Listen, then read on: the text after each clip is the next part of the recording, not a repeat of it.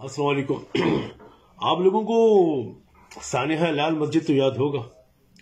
کچھ لوگوں کے نزدیک یہ واقعہ تھا، لیکن میں ان لوگوں میں سے ہوں جو اسے سانحہ سمجھتے ہیں۔ میرا موقف کل بھی یہی تھا اور آج بھی یہی ہے کہ ان کا مطالبہ غلط تھا۔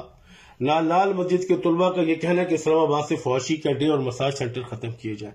ہاں، انہوں نے جس راستے کا انتخاب کیا تھا اس پر بات ہو سکتی ہے، اس پر بات ہو سکتی کہ انہیں اسلحہ نہیں اٹھانا چاہیے تھا، انہیں طاقت کا استعمال نہیں کرنا چاہیے تھا۔ لیکن کیا ان بچوں کو، ان لوگوں کو ایک کمرے جو ایک عمارت میں محدود ہو گئے تھے، لڑنے مرنے پر آمادہ تھے، ان کو بچایا جا سکتا تھا؟ یہ معاملہ خون خرابے کے بغیر ختم کیا جا سکتا تھا؟ ہاں، ایسا ہو سکتا تھا اور ایسا ہونے والا تھا۔ رشید غازی صاحب، مولانا رشید غازی صاحب، جو اس تحریک کے روح رواں تھے ایک طرح سے، وہ مان گئے تھے کہ ہم بچوں کو جو اندر قید ہے، ہمارے پاس قید تو نہیں کہیں گے، جو ہمارے ساتھ موجود ہے اندر، ہم ان بچوں کو باہر بھیج دیتے ہیں، سرنڈر کر دیتے ہیں، لیکن دن کا انتظار کر لیا جائے۔ اور جب یہ اطلاع اس وقت وزیر اعظم شوکت عزیز کو دی گئی تو انہوں نے کہا ہوں بڑی دیر ہو گئی ہے، میں کلفی کھانے جا رہا ہوں، یعنی کہ ابھی بہت دیر ہو گئی ہے اور میں بچوں کے ساتھ کلفی کھانے جا رہا ہوں۔ پھر وہ کلفی کھانے کے لیے چلے گئے اور لال مسجد پر ایک بارود برسا دیا گیا۔ کتنی بچیاں، کتنے بچے وہاں شہید ہوئے کچھ پتہ نہیں چلا، ان کی لاشیں کہاں گئی کچھ پتہ نہیں چلا۔ کہا جاتا ہے کہ فاسفورس ڈال کے ان کی لاشوں کو سوختہ کر دیا گیا تھا۔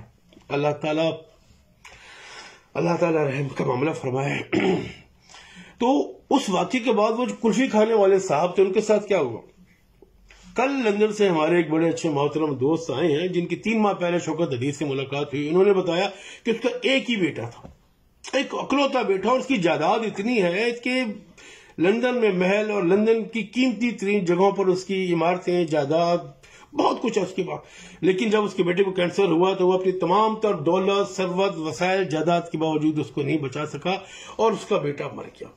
اور جب لاش اس کے بچے کی سامنے لائی گئی تو بس حسرت و یاس کی تصویر بنا، اس لاش کو دیکھتا رہ گیا۔ یہیں پر بات ختم نہیں ہوتی۔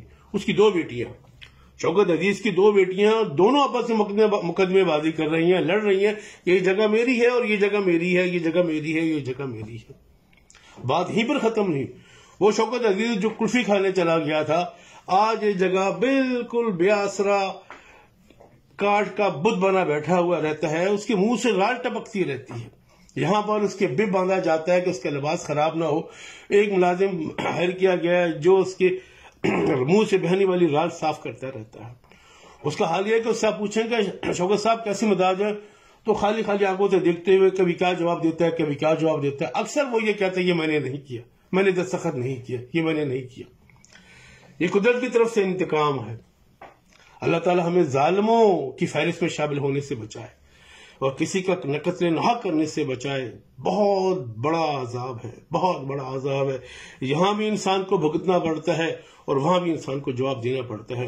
یہاں شوکت عزیز سے کلوفر کا یہ عالم تھا کہ شاید صرف باتھ روم کا دروازہ وہ کھولا کرتا تھا، گاڑی کے دروازہ، دفتر کا دروازہ، گھر کا دروازہ اس سے پہلے بھاگ کر کھولنے والے بہت ہوا کرتے تھے۔ آج اپنے ہاتھوں سے اپنا منہ بھی صاف نہیں کر سکتا۔ آج وہ بے بسی کی تصویر بنا بیٹھا ہے۔ اللہ تعالیٰ ہمیں اور ہمارے حال پر رحم فرمائے۔